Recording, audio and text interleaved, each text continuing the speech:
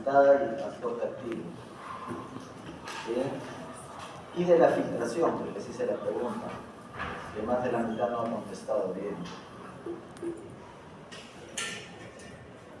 Chicos, tienen que aprovechar ahora, es poca información la que están teniendo como para sacar sus 2 puntos. Hay solo 4 personas que tienen los 2 puntos, después los demás tienen 1, medio, 1 y medio, que les voy a poner 1 y medio, y después se conectará con todo lo demás. Si el 1 y medio no es 2 puntos, es 1 y medio. Tienen que aprovechar. Después van a estar llorando, van a estar rogando, profesor, por favor, un puntito más y no les vamos a dar. Porque acá les estoy regalando los puntos. Esto es un regalo. En los conceptos hasta se pueden inventar qué poner en el concepto y no, ni siquiera han hecho eso algunos. Pónganse las pilas, chicos. ¿Ya? No puede ser que de ustedes solo 4 personas tengan los 2 puntos. Los demás no quieren. Hasta pueden chamullar en las respuestas. Ni siquiera chamullan.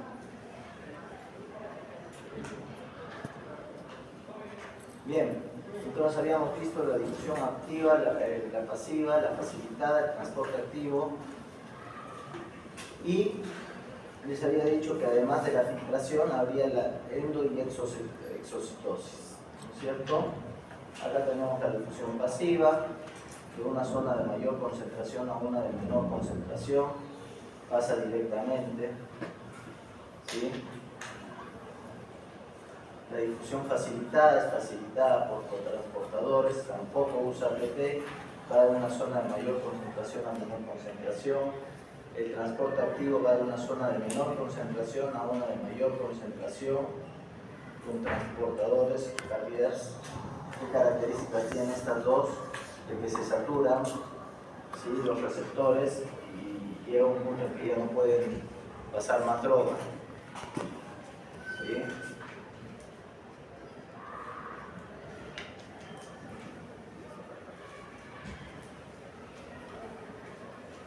Y la endoexocitosis, que es para drogas muy grandes, donde se mete dentro de la célula y luego se fusiona.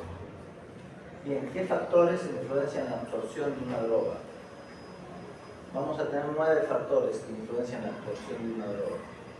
9 principales, hay más, pero 9 principales. Primero, los factores físico-químicos. Que la droga sea muy ionizada, que la droga sea hidrosoluble, impide o disminuye la absorción de esta droga. Que sea liposoluble, la solubilidad de las drogas en los líquidos corporales. La que sea liposoluble favorece la absorción de la droga. Una droga con alta concentración en el sitio de acción va a favorecer la absorción de esa droga, porque han visto que la mayoría de transportes son por gradientes de concentración. ¿Sí? Son por gradientes de concentración. Entonces, a mayor concentración, mayor absorción de la droga. El flujo sanguíneo en el sitio de acción. A mayor flujo sanguíneo, mayor absorción y mayor biodisponibilidad de una droga. ¿Sí? Si yo tengo una droga que absorbo a nivel pulmonar, por ejemplo, inhalada, tiene un gran flujo sanguíneo, entonces se va a absorber un montón de la droga. ¿Ya? La superficie total de absorción también es importante. El tiempo de contacto. Tengo monofosforados que son tóxicos, que a mayor tiempo de contacto más toxicidad, a menor tiempo menos toxicidad. A mayor concentración en el sitio de acción más toxicidad, a menor tiempo menos toxicidad, a menor concentración, perdón, menos toxicidad. ¿Sí? La expresión de la P-lipoproteína. La P-lipoproteína es una bomba de flujo, es decir, es una bomba que saca la droga fuera de la célula. Una zona que tiene mayor expresión de P-lipoproteína, como la placenta, entonces elimina mayor cantidad de droga. ¿Sí? La expresión de la P-lipoproteína. el pH en el sitio de absorción y la vía de administración. Ya hemos visto que hay vías de administración que se saltan la absorción, como por ejemplo la vía de administración endovenosa. Bien. ¿Sí? Estas vías de administración se saltan la absorción. Entonces, esa droga pasa directamente al torrente sanguíneo. Y su biodisponibilidad, ¿cuánto va a ser? 100%.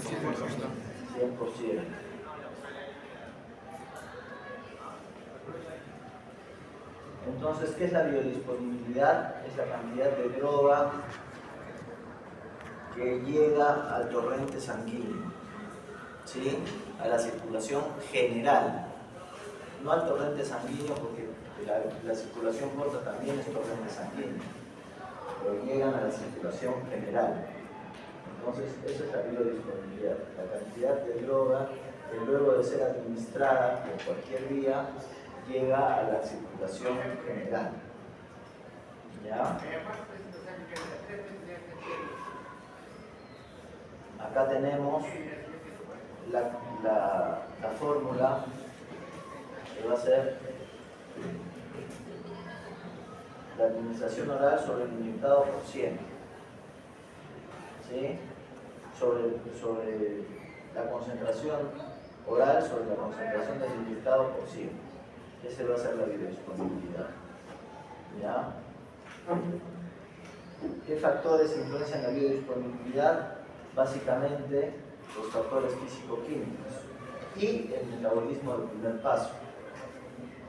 ¿Sí? ¿Qué factores físico-químicos? La solubilidad de la droga, que sea liposoluble, la estabilidad química, que sea poco ionizada, y la naturaleza del tamaño de las partículas, ¿sí? Que sean de tamaño pequeño, que sean partículas pequeñas. ¿Ya? Esos son factores físico-químicos, esos tres: la solubilidad, la estabilidad y la naturaleza de la formulación. Y además interviene el metabolismo del primer paso. Como ya hemos visto antes, hay drogas que en el primer paso se activan, que son el 5%. Es decir, tienen que pasar por un metabolismo del primer paso para activarse. Hay drogas que quedan igual, ¿sí? No se activan ni se inactivan. Y hay drogas que se inactivan, que son la gran mayoría en el metabolismo del primer paso. ¿Cuáles se activan en el metabolismo del primer paso? El clopidogrel, la codeína, la morfina. Son drogas que necesitan pasar por un metabolismo del primer paso para activarse.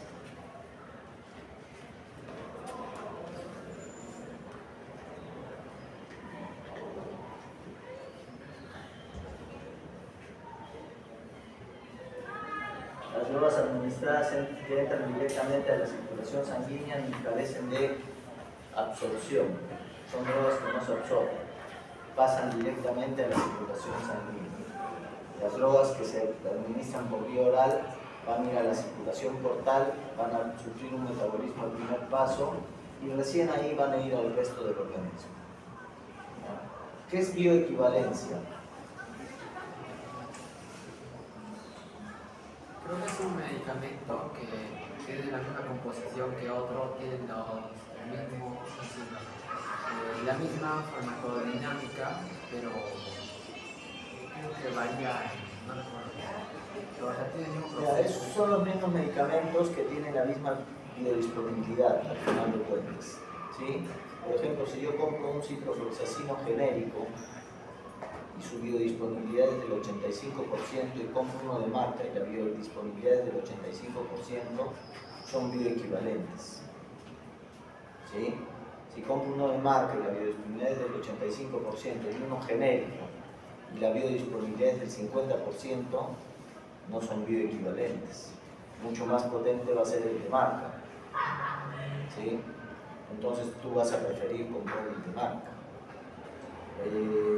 Hoy por hoy los genéricos deberían ser iguales a los de marca, deberían ser bioequivalentes, ¿sí? Tienen que ser bioequivalentes con la primera molécula, con la molécula inicial, con la molécula que se investigó inicialmente. ¿Ya? ¿Qué es equivalencia terapéutica?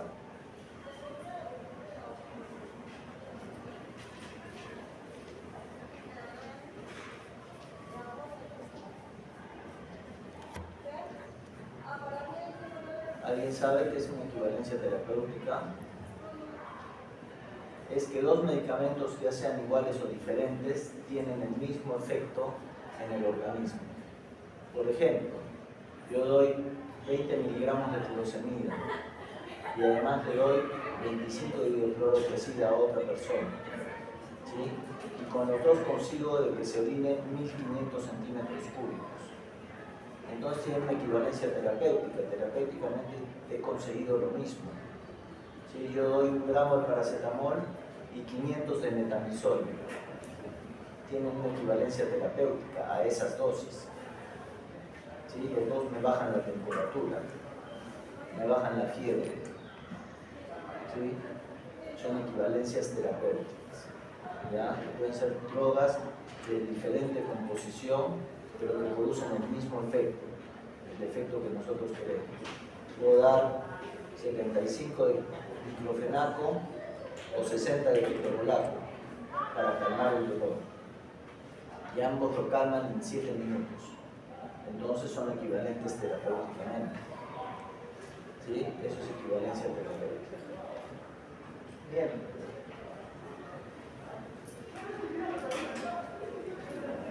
¿Qué es la distribución?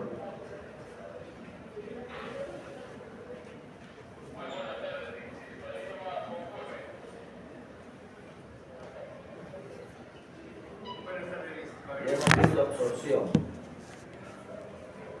¿Qué creen que es la distribución? El proceso por el cual el medicamento llega a distintas partes del cuerpo. Es el proceso por el cual el medicamento llega a distintas partes del cuerpo y llega a tener concentraciones similares en el componentes sanguíneos y en la sangre. ¿Sí?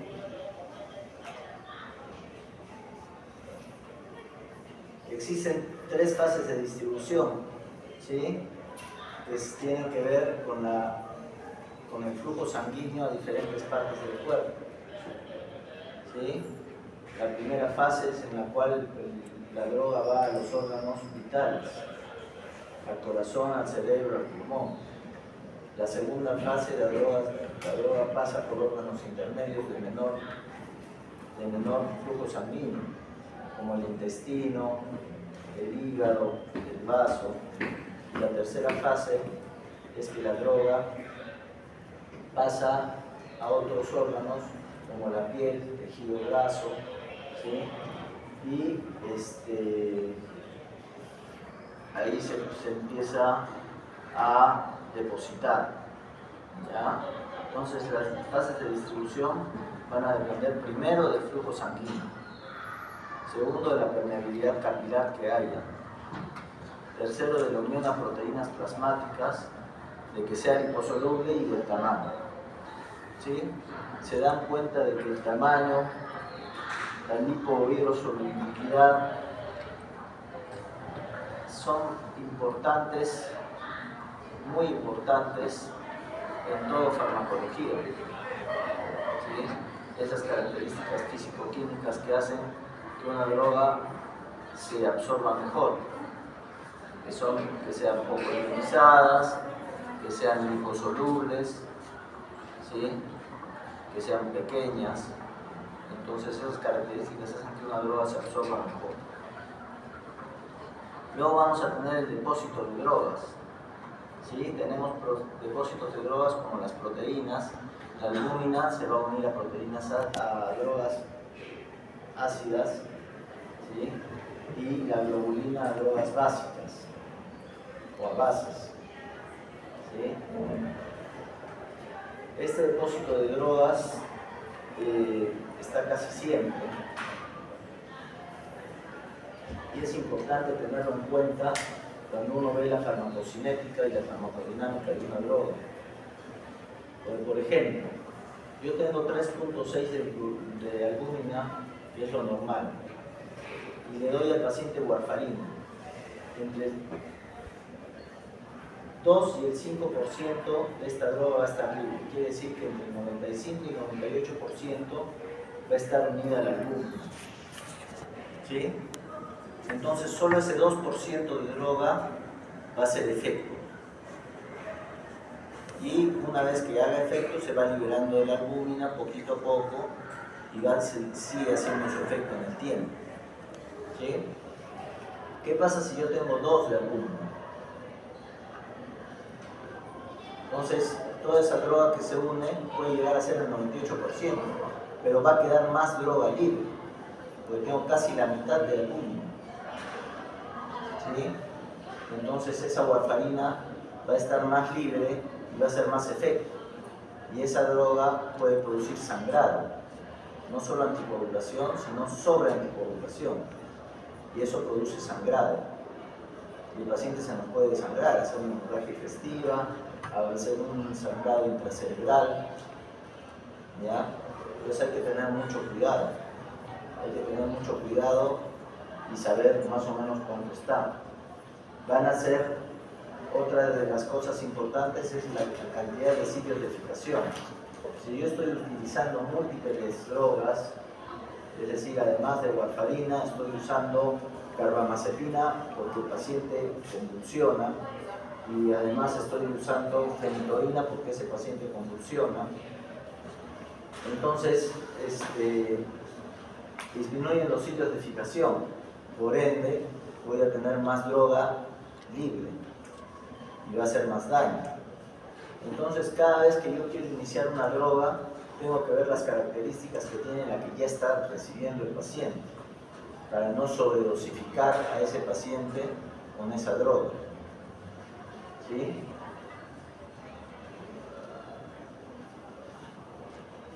Entonces uno de los depósitos de drogas más importantes son las proteínas plasmáticas. Luego otro de los más importantes es la grasa del organismo. ¿Sí? Un paciente, tenemos que tener en cuenta que nuestra droga ideal es liposoluble. Y un paciente que es gordito, por ejemplo gordita, qué sé yo, le pasamos infusión de midazolam porque está sedada. ¿Sí? Entonces esa droga se va a redistribuir.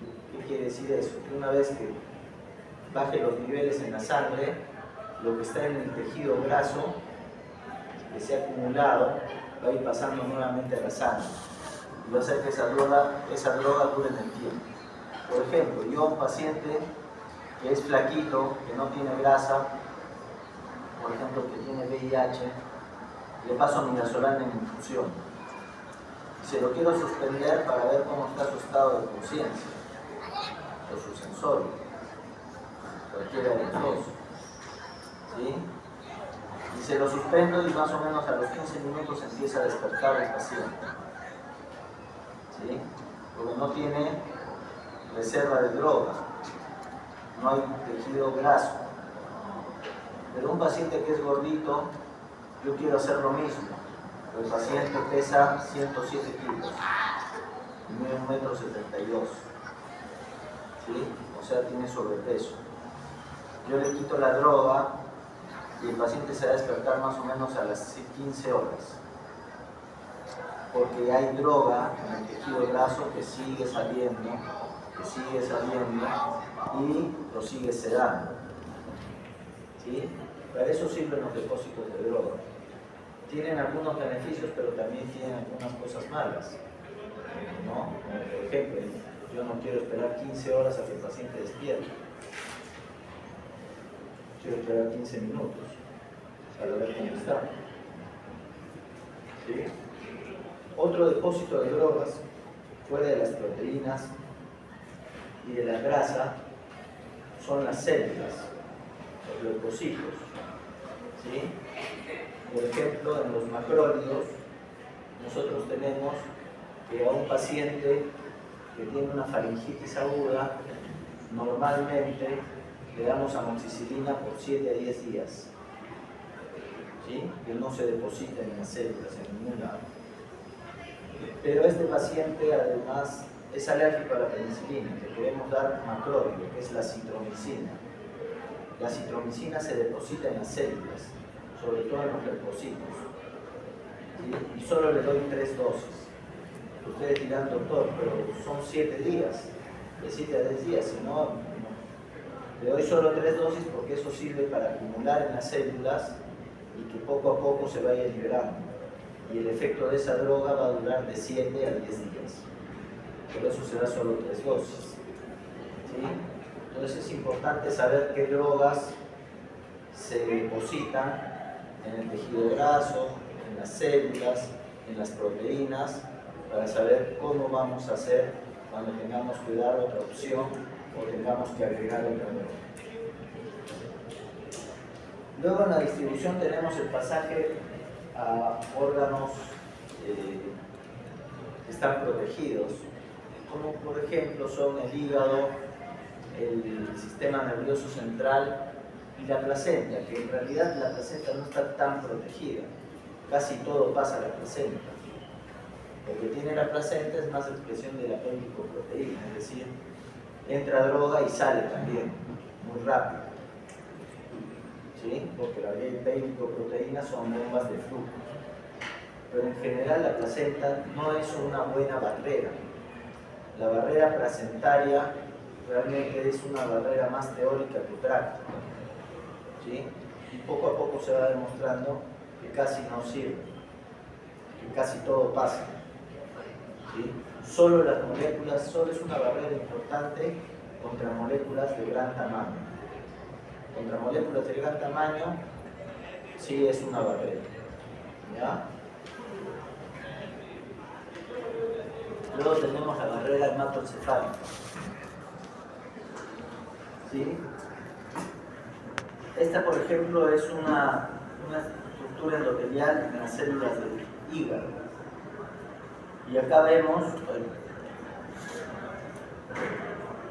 estas uniones que no son muy cerradas, hay uniones abiertas, tiene fenestraciones, por donde pasa la droga. ¿Sí? Por donde pasa la droga. Y así en general es en el organismo. Pero ¿qué pasa en la barrera hematoencefálica? Las uniones son muy cerradas, son muy cerradas, no están fenestradas. Entonces no pasa directamente la droga. Solo van a pasar las drogas liposolubles y las que están mediadas por transportadores. Después las poco ionizadas, las muy ionizadas no van a pasar efectivamente. Pero existe un proceso en el cual sí pueden pasar y esta barrera hematoencefálica se convierte como la barrera del hígado. Es cuando hay inflamación. Cuando hay una meningitis, cuando hay una encefalitis, hay inflamación de las meninges. Y estas meninges se fenestran. Y esas uniones tan cerradas que tenía se abren un poco y ayudan a que ciertas drogas pasen. Por ejemplo, la vancomicina. La vancomicina es una droga muy ionizada, de tamaño grande, ¿sí? Que normalmente no pasa la barrera hematoencefálica o la pasa a dosis muy bajitas. Pero cuando hay meningitis o hay encefalitis, ¿sí? Esta inflamación hace que se fenestre.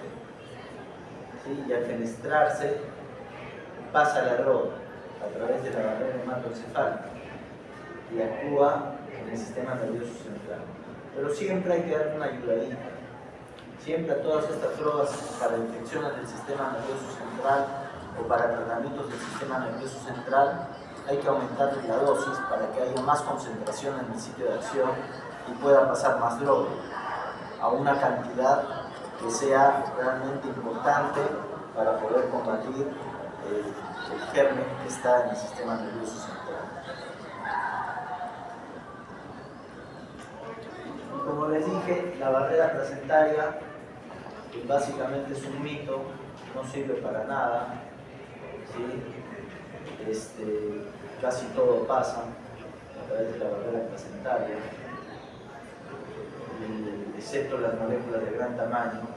Lo que sí tiene la barrera placentaria es un aumento de la péptidoproteína.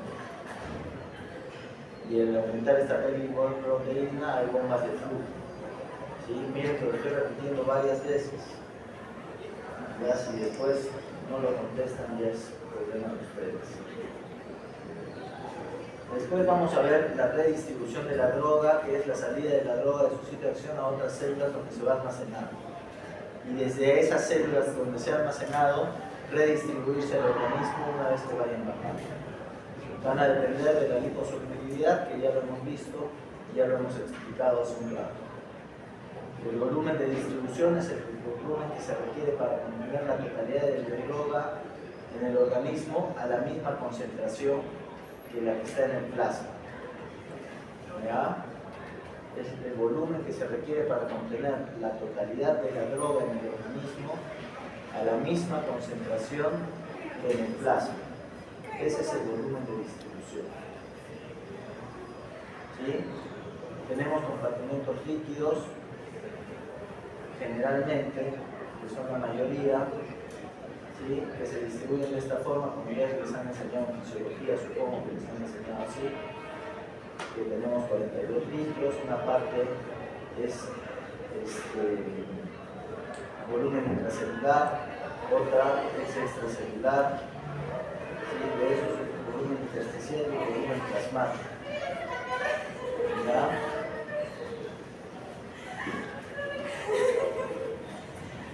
Y tenemos el depósito de drogas a través del plasma, que ya lo hemos conversado hace un ratito, que hemos explicado todo esto. ¿Ya? El pasaje de drogas a través del líquido cefalorraquídeo y de la placenta. Ahora vamos con la siguiente.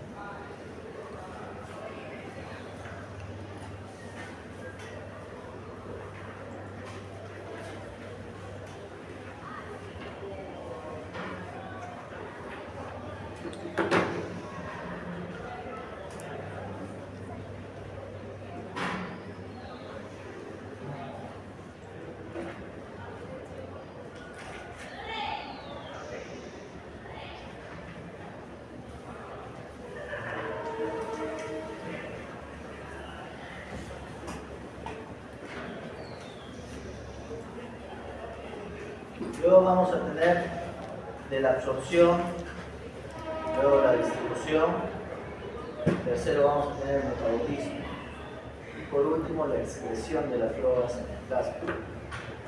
¿Sí? El metabolismo y la excreción, ¿sí?